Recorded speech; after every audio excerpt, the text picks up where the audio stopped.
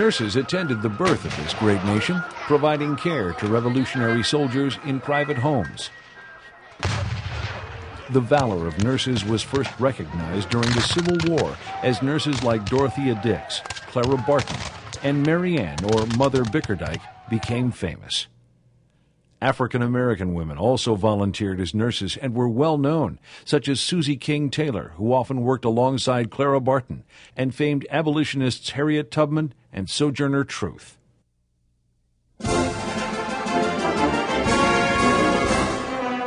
With the advent of the Army and Navy Nurse Corps and the American Red Cross, nurses would be stationed in countries around the globe. New nurse training programs now gave nurses the skills to match their eagerness to care for America's servicemen. Wherever soldiers went, that's where nurses worked, putting themselves at risk for disease, attack, and capture. The Spanish-American War would see the first nurse to die on foreign soil, Ellen Tower. In World Wars I and II, thousands of nurses served their country around the world and risked their lives.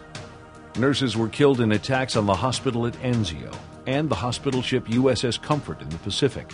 In the Philippines, nurses were captured and held as prisoners, but continued to give care to those in the prison camp. In all, more than 400 nurses would give their lives for the cause of freedom in both world wars. The dedication of nurses continued in Korea and Vietnam, and is seen today as nurses in Afghanistan and Iraq help keep mortality rates at unprecedented lows and provide humanitarian care.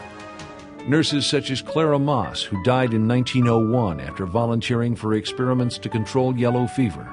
The vast improvements in the quality of nursing care in this country are attributable to many, many nurses whose tireless efforts to establish and refine nurse training programs created a profession that has directly benefited every man, woman, and child in this country. To improve public health, visiting nurses fearlessly entered disease and crime-plagued tenements and slums to provide direct nursing care. Others, like Lillian Wald and Mary Brewster of the Henry Street Settlement House in New York, moved into these communities to provide nursing care and other social services. The nurse as an agent of social progress is epitomized in suffragist Lavinia Dock, a prolific writer of nursing articles, texts, and history. Dock was a fiery orator and a zealous feminist who worked endlessly to advance women's rights.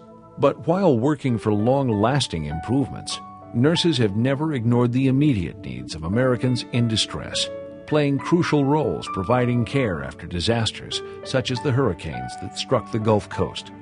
Nurse after nurse refused to evacuate to safety, instead choosing to stay and provide care to their patients. The patriotism of nurses is characterized by this willingness to volunteer for personal hardship to bring care and healing to others, not just in this country, but around the world. Working through international medical relief agencies, American nurses volunteer to bring their specialized skills to help people all over the world. The spirit of nursing, the desire to care for individuals and improve lives, is a profoundly patriotic spirit, and makes nursing one of the most deeply satisfying careers. Whether it's saving a life in the operating room, providing emergency care, performing research, or just making a sick person more comfortable, few fields offer the variety, flexibility, and opportunity to advance that nursing does. And nursing is not only personally satisfying, but it's financially rewarding as well. Nurses are well paid for their specialized skills that cannot be replaced by new technology or outsourced to other countries. The demand for nurses is high now and expected to remain high for several decades. But for many nurses, what matters most is the opportunity to directly impact people's lives in a positive way. You get to see the difference you make every single day. Nurses, healing the country, one person at a time.